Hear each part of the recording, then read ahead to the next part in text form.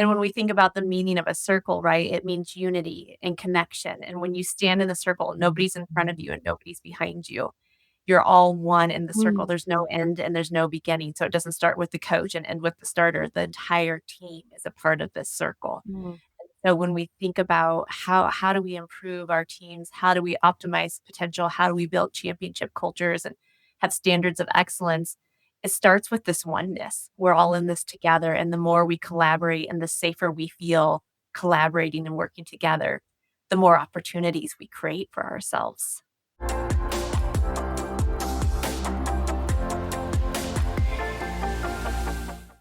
Did you know the average woman spends 7 years of her life dealing with period pain? WaveBy believes it's time to get those years back. Founded by an OBGYN, WaveBy is the first science-backed solution that regulates menstrual cycle and reduces period pain before it even starts. WaveBy has 3 products. By Irregularity from WaveBy is designed to help your cycle find its rhythm again. Packed with clinically studied nutrients like inositol, magnesium, and chasteberry, By Irregularity supports healthy ovulation, hormone balance, and smoother, more predictable cycles without prescription or hormones. By Cramps and By Bad Cramps are the proactive premenstrual products that target the prostaglandin messengers that cause cramps and heavy bleeding, so your life doesn't have to stop every month. Think of it as the new Midol, backed by science, built by women, and designed to keep you feeling like yourself. Join the thousands who have already said it's absolutely life-changing, including myself.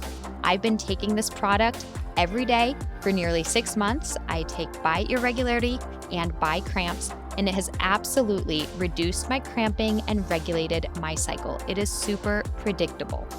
So head to wavebuy.co and use the code Lindsey Cortez for 10% off. Say bye to irregular or painful cycles and hi to your true rhythm. Because when your cycle's in sync, everything else just flows. Lindsey Cortez for 10% off your WaveBuy purchase.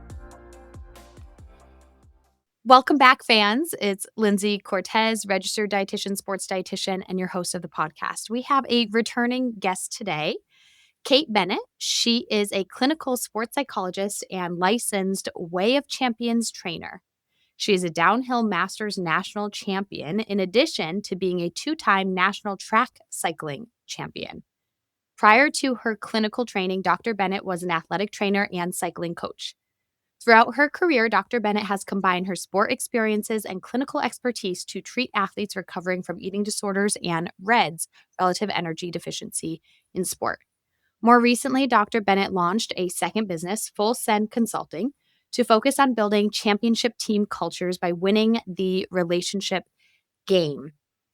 As I mentioned, Dr. Bennett is a returning guest, so if you want to hear more about her and just more insight beyond this episode, you can refer back to episode 215. So it was about a year ago in 2025, and now we're in 2026 that we had her on. And you know, that since that was her first podcast episode, we really got to know her. We learned more about her athletic background of being an athlete herself, and we talked a lot about building up your confidence in sport, really just the sport psychology, her practice and philosophy as a whole. We did get into the treatment of eating disorders a bit because you have a book on that, treating athletes with eating disorders. But in today's episode, Kate, welcome back. We're so excited to expand on this conversation and talk about your new venture with Full Send Consulting. So welcome back, Kate. Well, thank you. Thank you so much for having me back, Lindsey. It's a pleasure and a treat to be able to spend more time with you. Yeah, thank you. I think this is what I love about podcasting is, you know, we don't just have people on and then never connect again, right? Our worlds can connect, our clients can overlap, say, "Hey, I heard about you on this podcast, let me call." You know, it's such a great way to get information out and to connect and, you know, cross services and resources. Yeah. I mean, I just love talking to like-minded professionals, so I really enjoy our time together. Yeah. And so I'm super excited to hear about this new business adventure of yours, Full Sure. Send Consulting. So, and again, people go back to listen to your other episode. Like, you've been a sports psychologist for a long time, but what is different about this? Like, why are we, I don't know if it's rebranding per se, but like a new fresh approach, a new service even. Yes. Yeah. I would say it's exactly that. It is a new service. I wouldn't call it a rebrand. My mental health practice, Athlete Insight, is thriving and it is my firstborn. It will forever be a child of mine. Full Send, I would say, is my second baby. It's my passion project.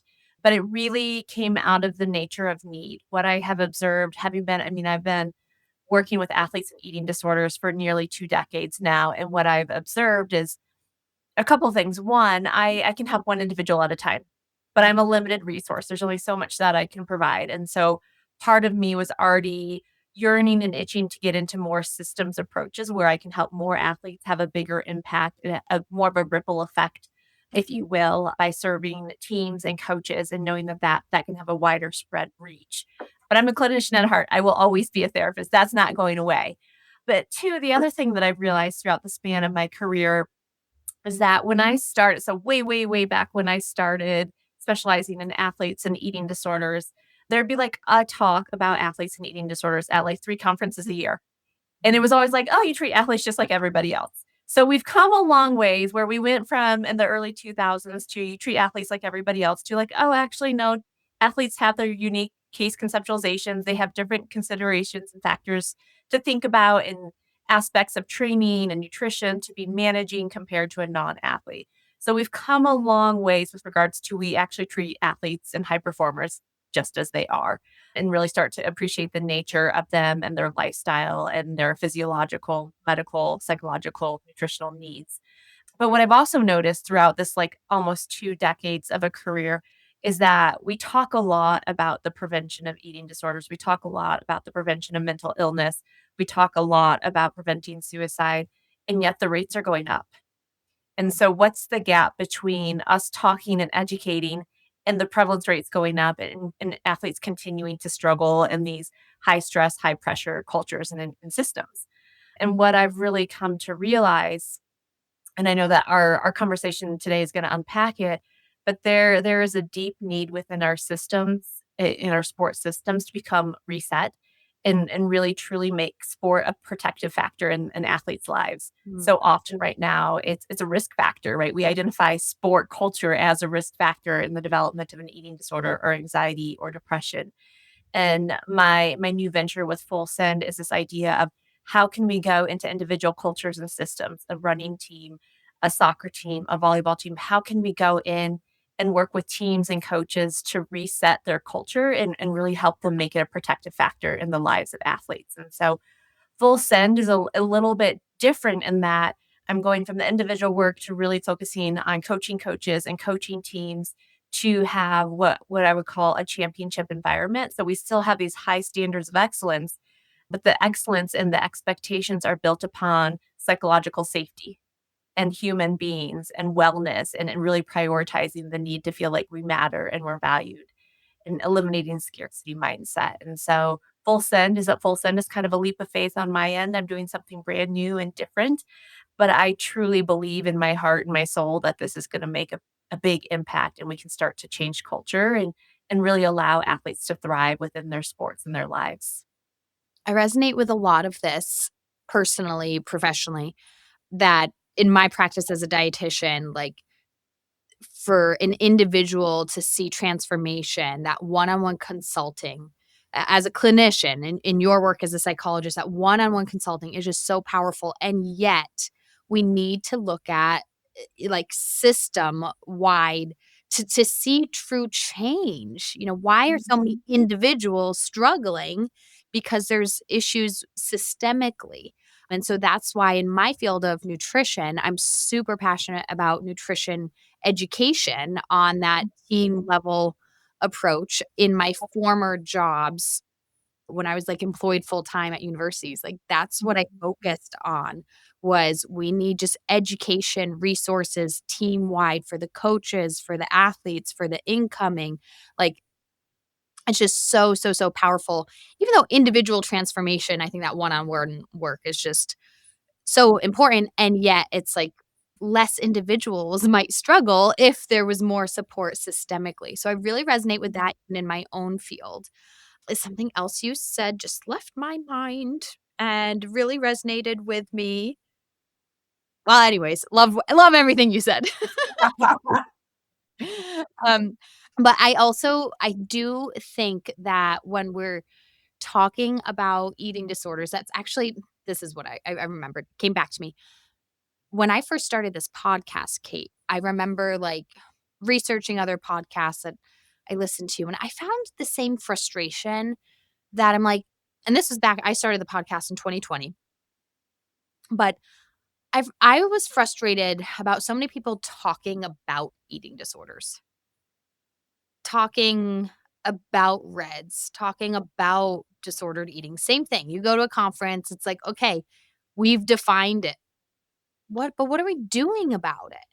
And like, okay, we can label it. Oh, this person has disordered eating, but like, what are we doing about it?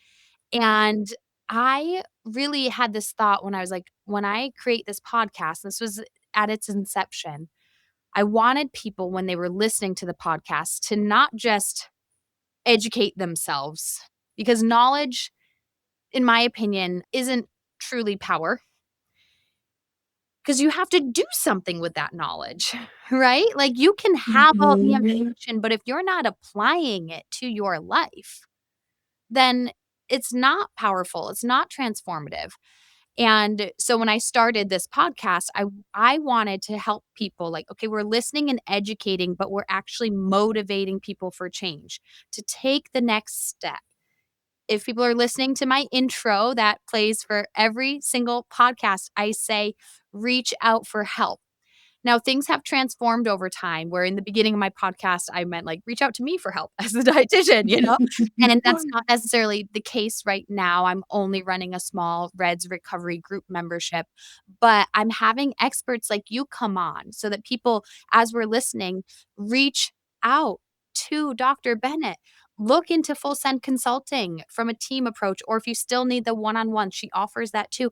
But it's like, we're not just here to talk about eating disorders, we're here to end them.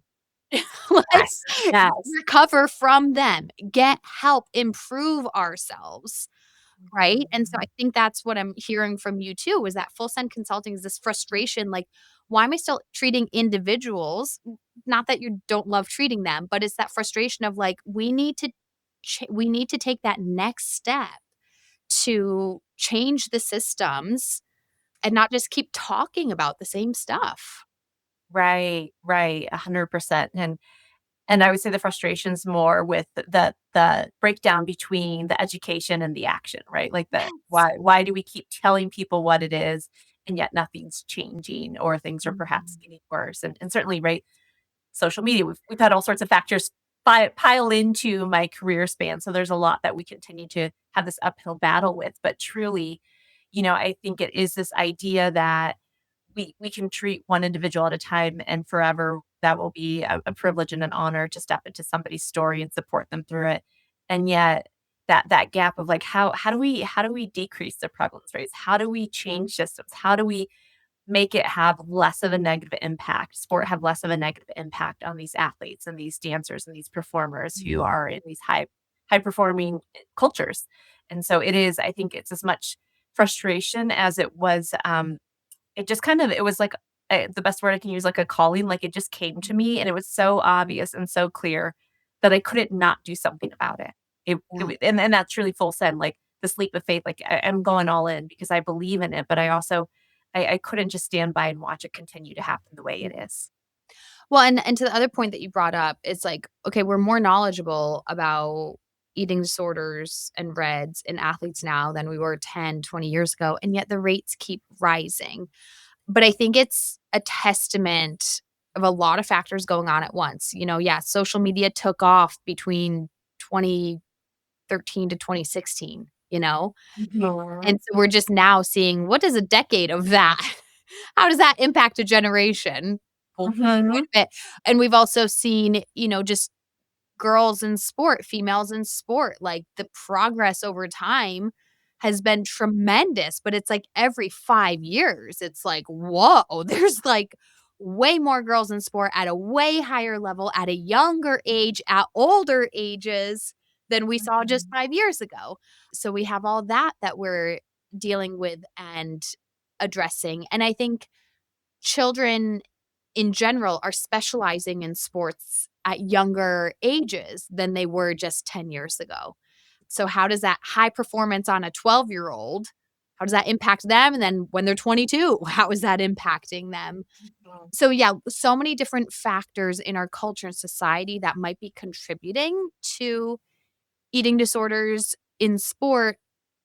And so I can understand why those rates are rising, but it's hard to keep up with because we do know more about it now than we ever did, and yet it's just like everything just like exponentially went and COVID threw a wrench in there too. Yes. And I know that was crazy enough 6 years ago, and yet it's like for so many people it was still hugely impactful on their life because eating disorder rates drastically increased. I forget the statistics now, but it was Yes. drastic during COVID.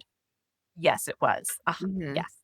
Yeah, and like you said, if you develop an eating disorder during COVID, it's not like just because the pandemic ended and maybe you don't wear a mask anymore doesn't mean that that just went away along with it, right? So we're Oh, I can go back to still life. I'm just gonna drop this thing now.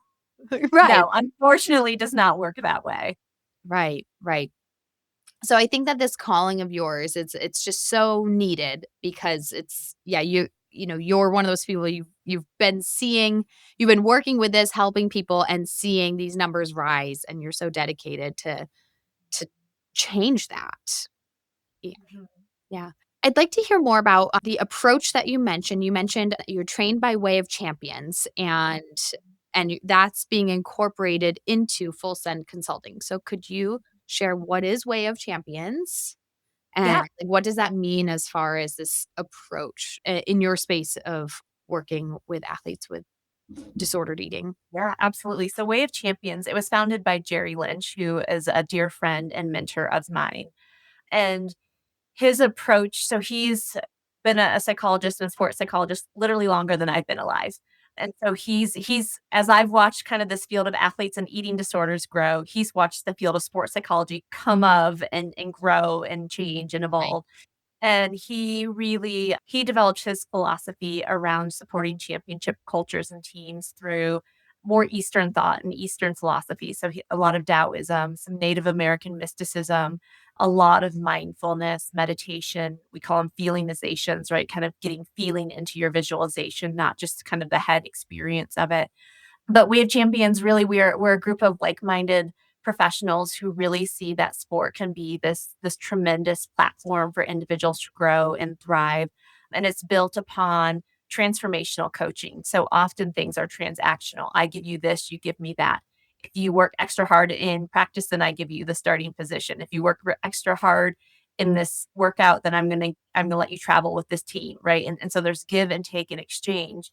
And the problem with that is always kind of what if I'm not good enough? What if I don't give enough? What if I'm not valued at the way that I receive the reciprocal benefit of the transactional coaching or transactional system I'm in? Whereas Way of Champions is about transformational coaching and how do we invest deeply in our athletes as human beings to allow them to thrive and grow in a psychologically safe environment to truly get the best out of them and to value them as they are and who they are as a human and an athlete and a performer. I would say it really transcends beyond traditional sports psychology we do and I still value very much traditional sports psychology, but traditional sports psychology is more about mental skills, right? Self-talk reframing, goal setting, visualization. Mhm. And those are all great skills. I'm not dissing them. I think they are beneficial to everybody. But Way of Champions, we kind of go beyond fixing the head and we really anchor in the heart and the soul. And Mm. we work with passion and gratitude and values to bring the best out of athletes and teams. And really that idea of vulnerability is welcome.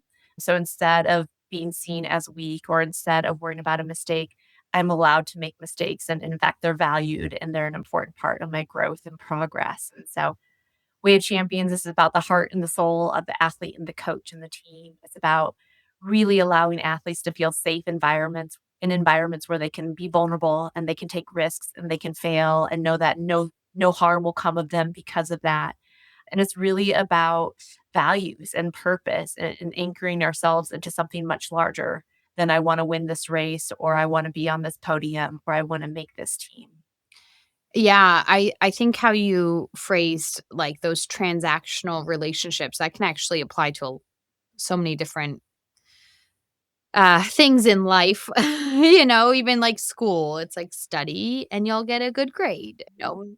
With nutrition, so many people kind of have that belief. If I eat this way, then I will look this way, get X result. Yes, athletes, if I train this hard, then I will make the varsity team, like that transactional. And although there may be some truth there, that can certainly be true for some people in some situations, some scenarios. It's not always. There's something deeper there that, if you study hard, you might not get an A, but you're still educated and you're disciplined Valuable, and worthy human valuable. being. Yes, like Mhm. and that's and so understanding that is so important. So yeah, I think that this makes a lot of sense that we need more transformational than just simply transactional. Mhm. Yeah. Yeah. And the risk comes, right, that if I think so often, and I have these conversations with coaches, with individuals in therapy, out of therapy, but if I stop trying to, like, be that transactional, if I stop pushing everybody to be their best and maybe using inter-squad rivalry to bring out the best in my athletes, then we're I'm gonna lose my coaching job or my Mhm. team's gonna lose, that we're all focused on the bad things that could happen. Mhm. And truly transformational coaching is really this belief that if invest in the wellness of my athletes and I invest in building strong relationships and a psychologically safe culture, that my athletes will thrive far better than they ever could have when they were operating out of fear. It seems so obvious, and yet, like, we just like but that's not the standard way. Mm-mm. But it's like, No, as I'm listening to you talk, it's like, "Duh." Right? And I don't mean that to be rude. It's just like but it takes work, right? That's why, like, you even like, Way of Champions is like a style you went through training because it's so I think maybe it's because the human you know better than me as a psychologist here, but, like, maybe the human brain just wants we want the easy way, you know? We probably want life to be transactional. It would be easier that way. I think, I don't know that anybody wants transactional. I think it's more predictable, right? Predictable. Like Mhm. it's predictable and it's familiar. And I would say it's the currency of exchange in our culture, Yeah. right? If everything's transactional, it feels very familiar and safe. Safe, And trustworthy. trustworthy, reliable. This is the Mhm. way all the other coaches do it. This is the way all the other teams do it. You don't like my soccer team, try another team. It'll be just like that. Like I Yeah. think there's this belief that systemically this is what success is built upon, kind of this cutthroat, all or nothing, me versus you mentality.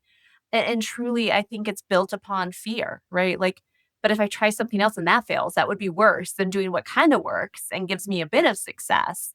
And so I think a lot of what we see systemically holding us back is this fear of what worse could happen, right? Like this is my known method. Like if I try something totally different, I could lose my job, I could lose my position on the team, I could not get that scholarship that I'm counting on. Mhm. There feels like such a large cost to trying something new. But at the root of it, if we can identify fear and realize, okay, but how's the fear helping you? And how's that fear holding you back? And what other options do we have in between? Yeah. Yeah. And that really drives into that scarcity mindset and this idea. Scarcity is this idea of not being enough, not having enough time in the day to get everything done, not having enough money to travel to the meet I want to go to, not having the money to work, be a part of the travel team that's going to give me my opportunity to go to college, not being good enough on my school at school, right, on my grades, and so I'm not going to get an opportunity, not being a good enough parent, not saying the right things, not making enough money, right? We live in a world of not enough. Mhm. And that comes all the way down to our heart and our soul. Like, what if I'm not enough? What if Yeah. I'm just not good enough? Then what will happen to me? We live in a world of constantly proving ourselves. And sport culture is no difference that we constantly have to prove that we deserve to be here. And that constant proving perpetuates fear. What if I'm not good enough? What Yeah. if I can't prove myself?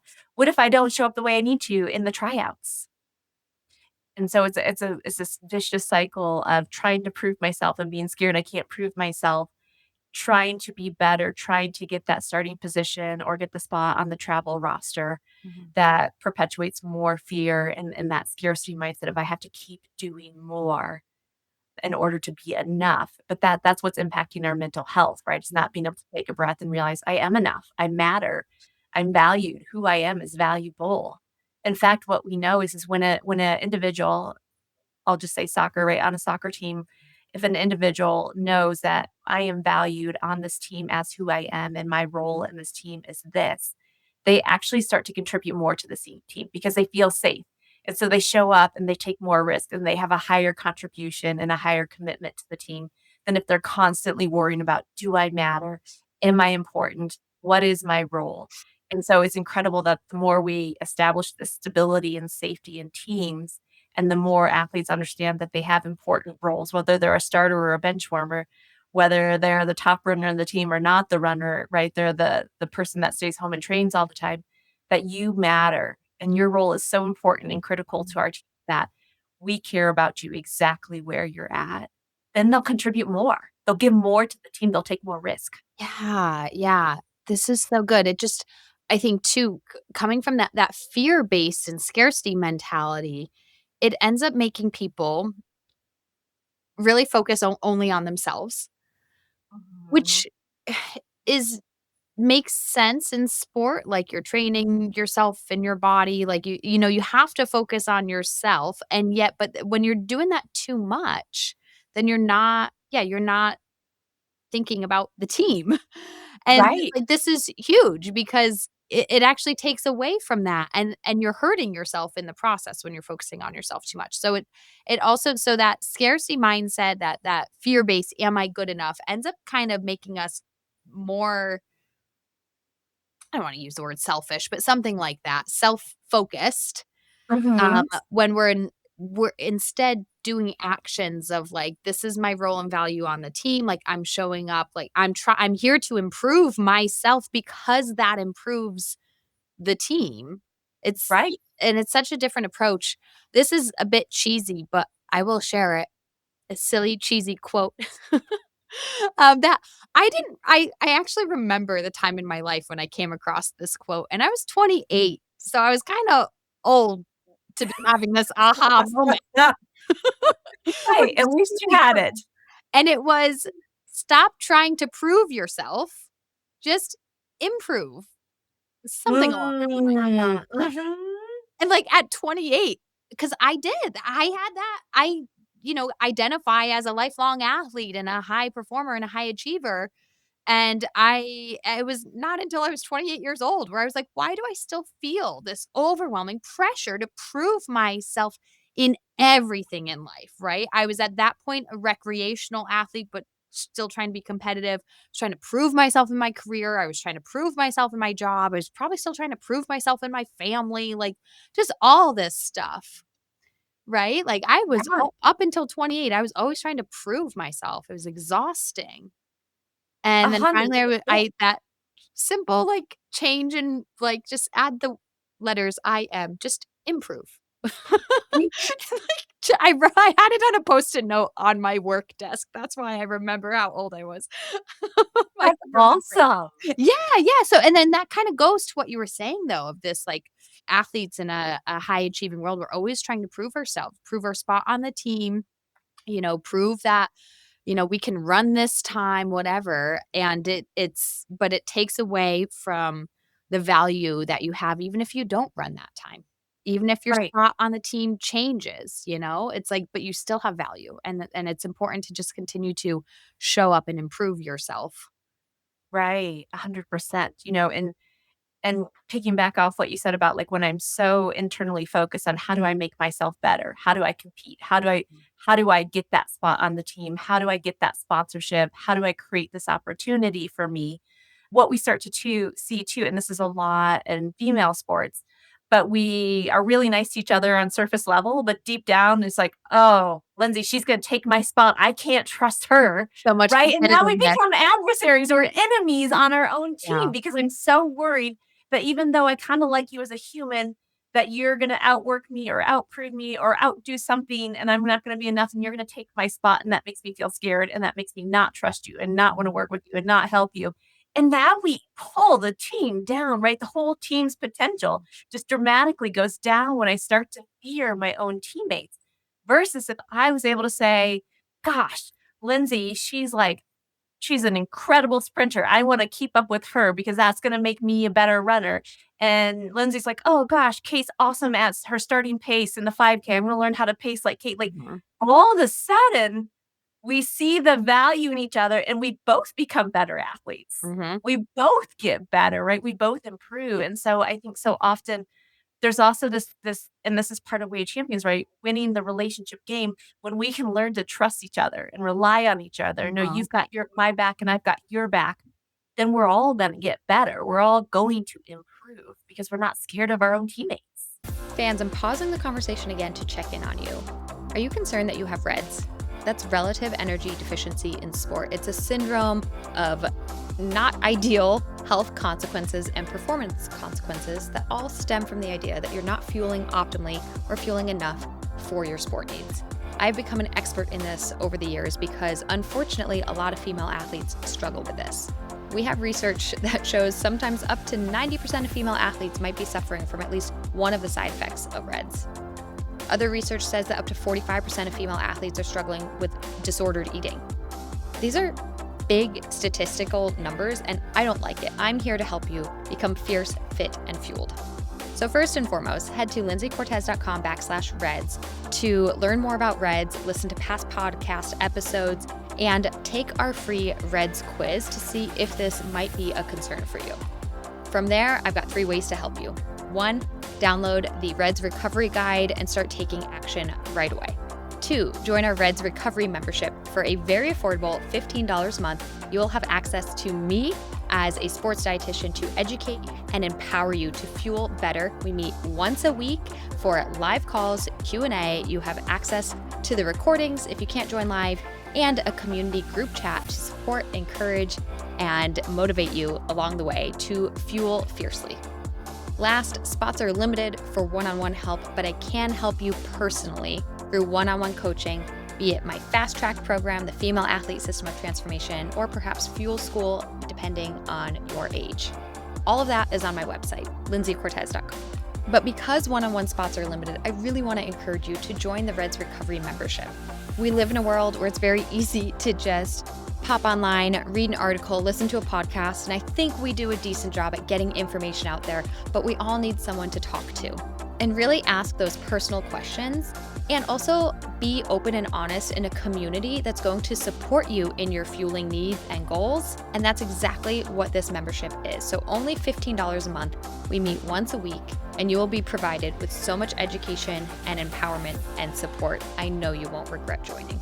Head to lindseycortez.com/REDS, and there you will see the REDS Recovery membership that you can join, and join us this week. It's time for you to be fierce, fit, and fueled. Kate, this hits home a lot. I find it funny that I'm like this female athlete dietitian. I have the female athlete podcast. Like I run an all female group. And the reason I find it funny is because I was the girl athlete growing up that didn't love being on an all girls team because there was this like competitiveness, pettiness that it was just felt. I don't know if any of my people from my former life and team listen to this podcast, but nothing terrible. I do have to say that nothing terrible. No, oh, this particular girl did that to me. Nothing terrible. It was just this feeling of competitiveness. And it started at a young age when I was in gymnastics, even like, because they're my teammates, but then at a meet, we show up and we compete against each other in that, because the individual sports, and it just like, and then I did track and field, another one that's like team sport, but individual, it's like you're my teammate and yet we're racing against each other.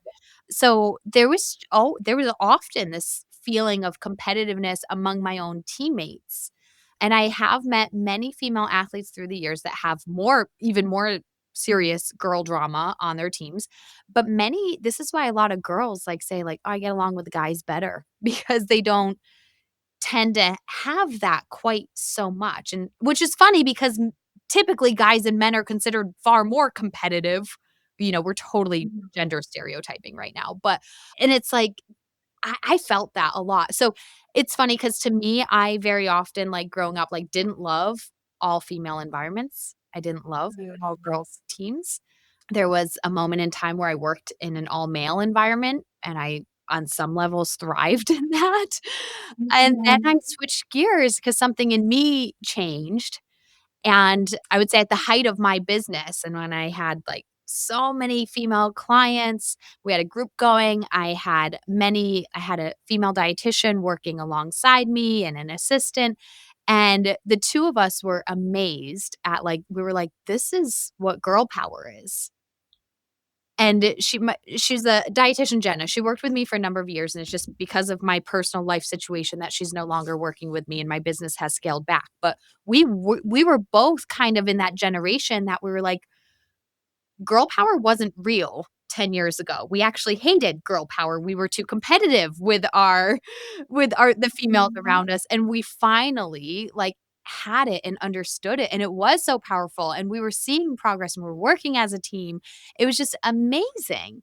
So, I really resonate with what you were saying about, like, changing that team environment where you're truly, truly working together and not fearing your teammates going to take something away from you.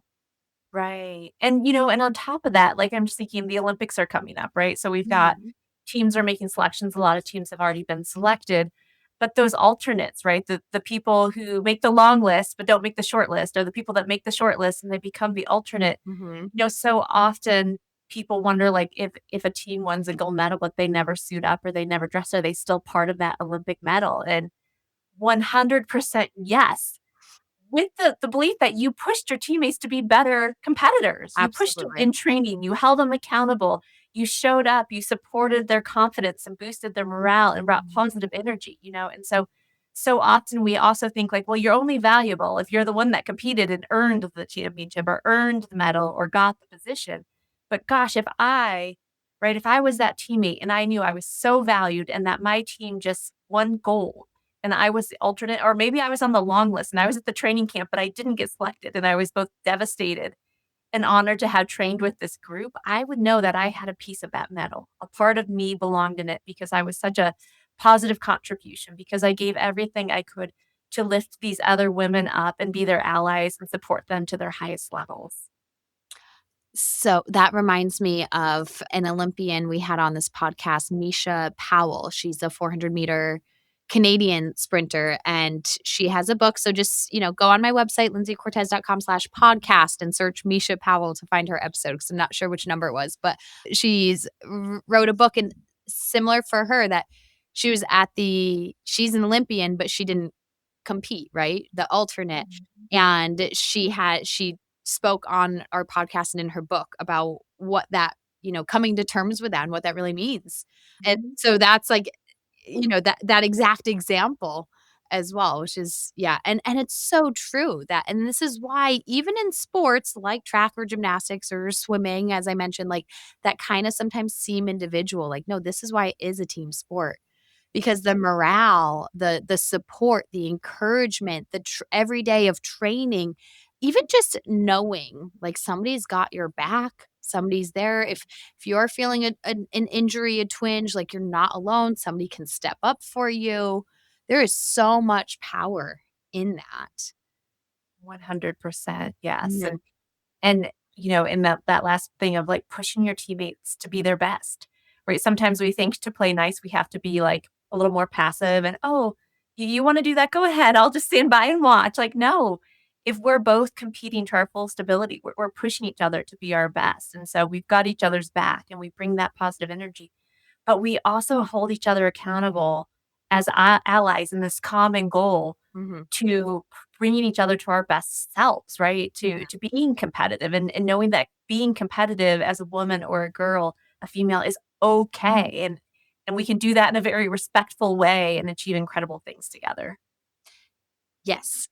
Okay, so now I wanna bring this because sorry, I sometimes I get carried away and I just, like because everything you're saying is intriguing, and then I'm like, "Wait, let's bring this back to nutrition because this is we can apply this to nutrition as well. How can we Mhm. create a team environment where we're not comparing what she ate versus what I ate, and we're not judging meals of our teammates, and instead we're encouraging, like, fueling, or we're even encouraging those vulnerable conversations of concern, like, "I saw you were fatigued at practice all week.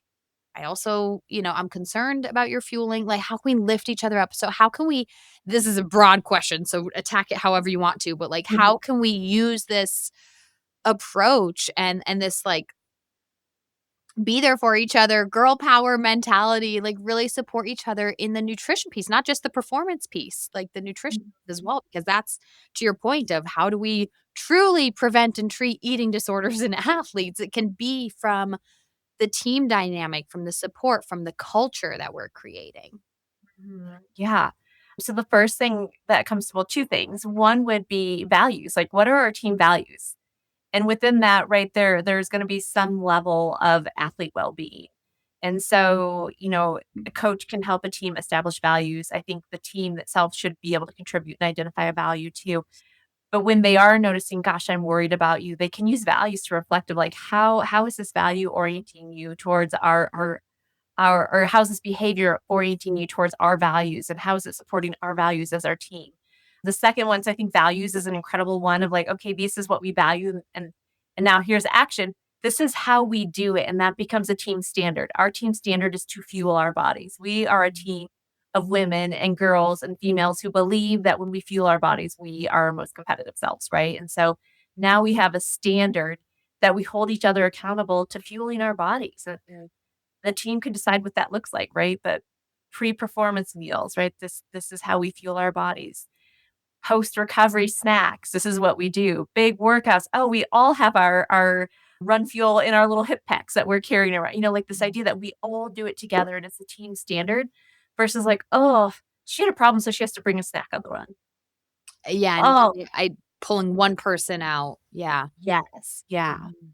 Mhm. So I would say normalizing healthy fueling habits through team standards and values would be incredible.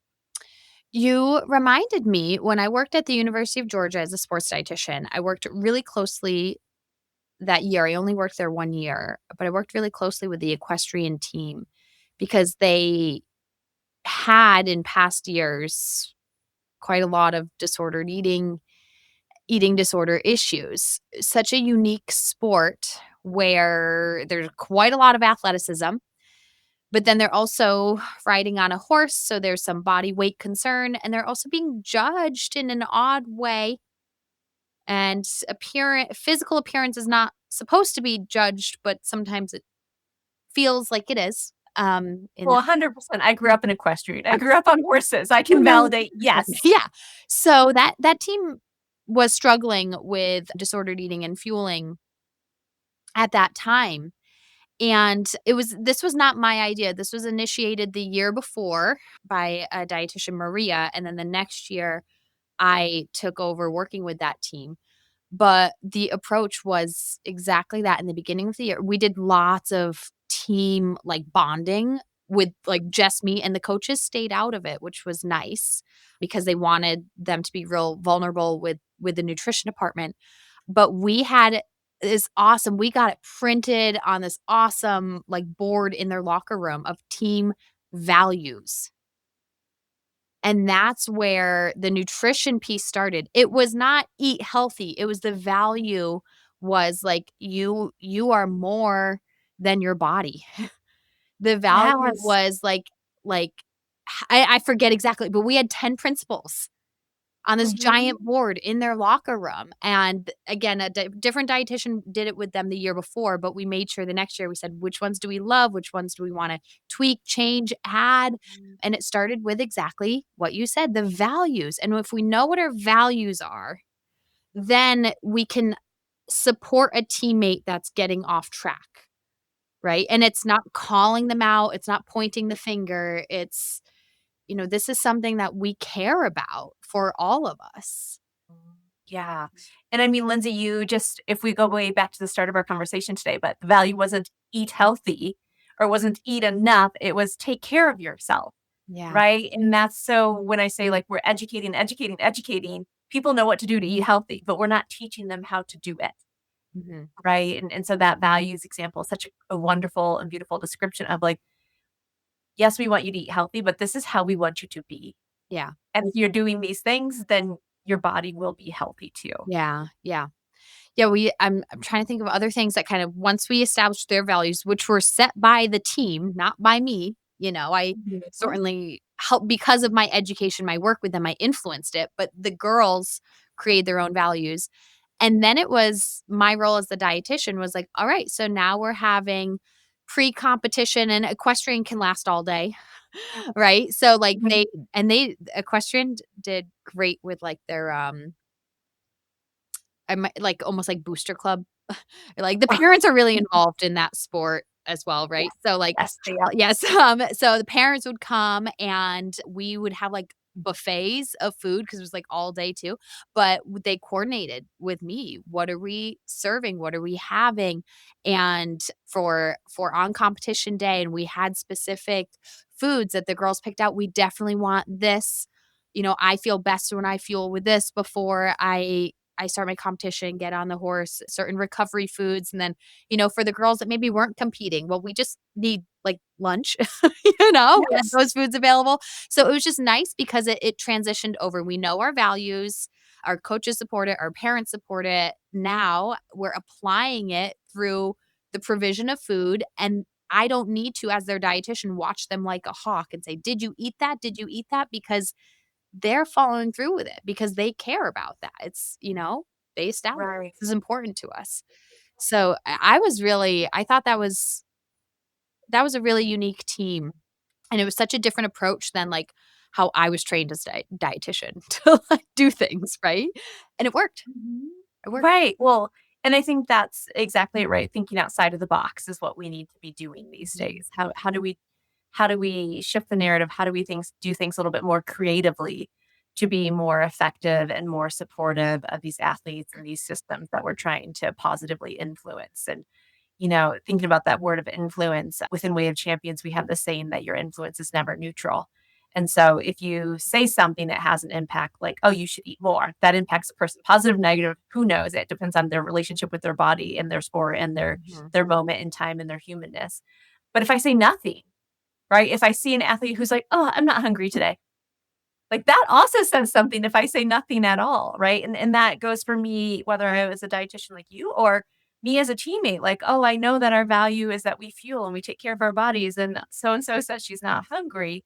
If I just turn my back and be like, "Whatever, that's her problem," that's endorsing it, right? That's impacting it too, and so always remembering that our influence is never neutral, and it's up to us individually to both speak of the values and hold people accountable to the values and the standards that we're creating in teams and systems. Yeah. And I think the coaches play a huge role in this as well. So in my experience as a dietitian, I've seen coaches care about what their athletes are eating because it influences their performance and they know it influences their well-being as well. And I think we've come a really far way. In my career as a dietitian, I've seen coaches themselves get far more educated on nutrition and aware. But there was a point in time early in my career where it was like coaches shouldn't say anything about nutrition because there was this fear that they were going to say the wrong thing. Mhm. I think and I'm not currently working on a team, I work independently with individuals right now. So I'm not currently working on a team or at a university to kinda give an assessment of current dynamics, but it varies from team to team and place to place. So I know this is still an ongoing issue, but I think it raises a good point that the coach's words about food have an influence. And so it's so hard too because like, define healthy, right? So many coaches are like, "Eat healthy." What does that mean? And one athlete is going to say, "Well, that means I should eat an apple." And it's like, "Oh, but that's the athlete who's under fueling. That's not enough." And then the other athlete is maybe just defiant and gonna eat hot Cheetos anyways because they don't care because Yes, they now enjoy hot Cheetos. right, right. So it's just like it's something that I think again, we're gonna bring this back to your work with Full Send Consulting. Like if you as a coach are struggling to get your athletes to value their nutrition and health, or you as a coach, like maybe say something, but then you've got a lot of athletes with eating disorders, disordered eating Mhm. reds, body image issues. Like, I think it's very important for those coaches to realize their words matter, even if it's innocently thinking, like, I'm just trying to tell them to eat healthy because it affects their performance. Like, we understand that that's a good intention and yet it can just be received so differently and the culture of a team's relationship with nutrition really has to change. Did I make sense what I was saying? Made sense to me, I followed it all. Okay, great. Right, and I think, it's so interesting because when we think about that question, like, how did we get to where we are with culture and kind of this crisis of mental health among athletes and rising prevalence rates of eating disorders, anxiety, depression, suicide, right? Like, how did we get here? Oftentimes we wanna blame people, we wanna shame them. It would be like, "Oh, it's the coach's fault. They did these things, they did it wrong."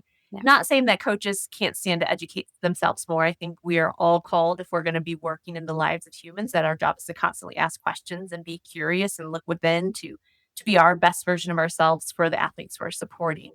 But I don't think it's the coach's fault, and I don't think it's the parents' fault, and I don't think it's the athlete's fault, right? I think it is all rooted in this fake shame and this fear and the scarcity of just not being enough, right? And Yeah. so I think that's also where maybe sometimes coaches and parents turn deaf ears to us because they're like, well, you're just gonna tell me what I'm doing wrong. And Mm, I don't want to hear more about what I'm doing wrong. So I'm just not gonna listen anymore. And what I want people to hear is I don't think anybody's doing it wrong on purpose. And I don't think that we got here by choice, right? I think we have just evolved as a culture of wanting to achieve, and that idea of achieving has become very transactional and fear based. yeah. But for those coaches, right, that idea that your influence is never neutral, those parents, your influence is never neutral, your teammates, your influence is never neutral. It's that idea like, gosh, if I just pause and look at myself with curiosity and examine my fear and perhaps my shame or my scarcity and what's driving it, then I can show up differently for everybody on my team, for the people in my life. And perhaps I really will truly achieve my full potential. Yeah. Yeah, I think that's wonderfully said, and again, I think another thing too with coaches and your example of parents as well is they have to wear so many hats.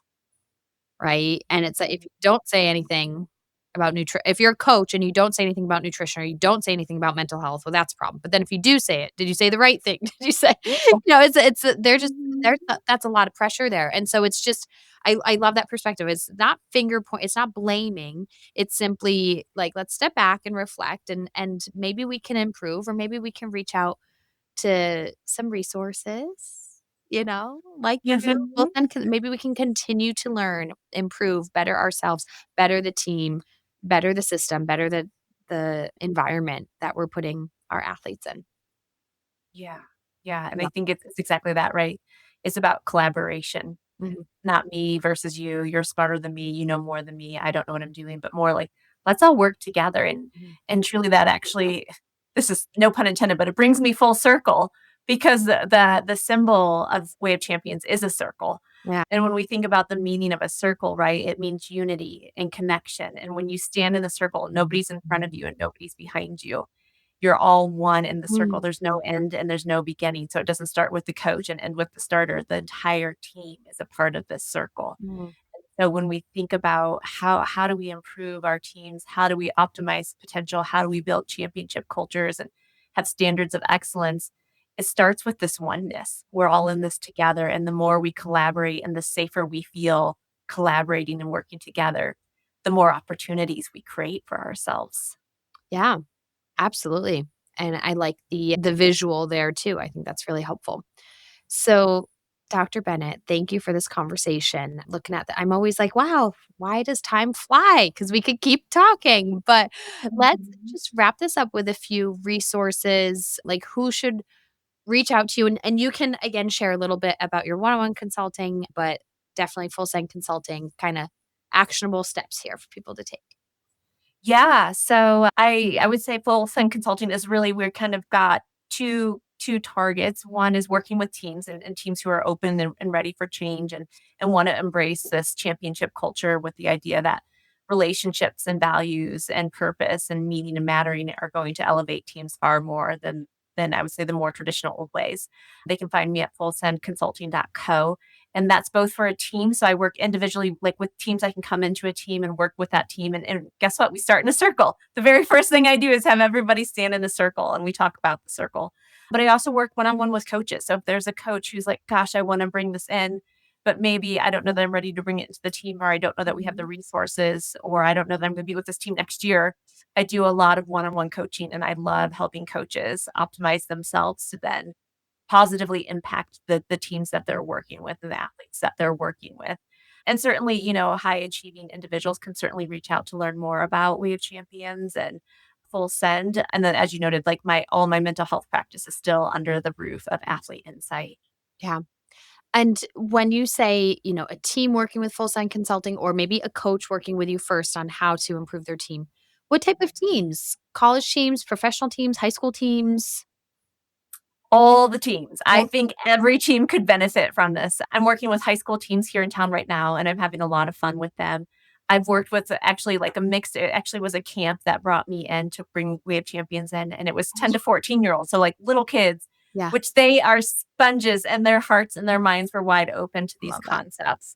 College teams, 100%, and certainly professional teams. I think what we're seeing trend wise, we're starting to see some of this trickle into some of the revenue driven male sports. So NHL, NFL, where's NBA, we're starting to see athletes talking about some of these philosophies of connection and mattering and Mhm. values in the male dominated sports, but we're not seeing it in female sports. And so I Mm, think when I think about female professional sports, 100%, there's so much opportunity to get in there and start to change the narrative. yeah.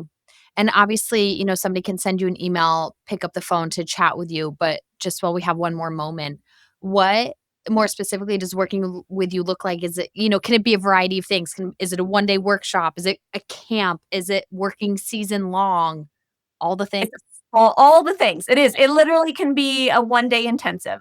Okay. It could definitely be I just wrapped up a 6-month coaching program with a coach where we met monthly and we built on themes and worked together and I provided homework. Guess what? I give homework Yeah. because action is important. And then the Um, coach was then, like, implementing yes. it to the team, and then yeah. Yes. And then similarly, I did one-off groups with these camps in town, but I also am doing season-long work with a hockey team. So it literally is what is your need? And then let's talk about the options for supporting that need. Yeah, And so I say it's very customizable. The website the website talks a bit about different package options, but I realize every team and every coach is unique to their situation. So I think sure. it's no one size fits all. Sure, yeah, it's nice to have those package options just as a, like, direction you could go into, but yeah, Mhm. have a conversation with you and see what really fits the need of your team. Wow, amazing. I love I can visualize it. I can see you in action in my mind. And I'm assuming too right, you're in Colorado, so you're doing this stuff locally, but you can travel. Do you do virtual things as well? Or Mhm. yeah, okay, cool. Yeah. Yep. Offer it all. She does it all. Mhm. Thank you so much, Kate. What a wonderful conversation. All the links will be in the show notes. Thank you so much for having me, Lindsay. Thanks so much for listening, and I really hope you enjoyed that episode. Please help spread the message of empowering female athletes to be fierce, fit, and fueled by giving this podcast a 5-star review and leaving a comment. You can also help more female athletes by sending this episode to a friend. Head to lindseycortez.com for more resources, information, more episodes, ways to work together, downloadable guides, and ebooks. And if you're interested in becoming a guest on the show or have a guest suggestion, head to lindseycortez.com/podcast, and there's a form for you to fill out to get on the show. Hey, there's more resources on my YouTube channel, Female Athlete Nutrition, Instagram at female.athlete.nutrition, and private Facebook group, Female Athlete Nutrition. I think you get the point. I'm here to support female athletes by fueling better and becoming fierce, fit, and fueled. Most importantly, if you need help, reach out. Thank you for listening, and I'll see you in the next show.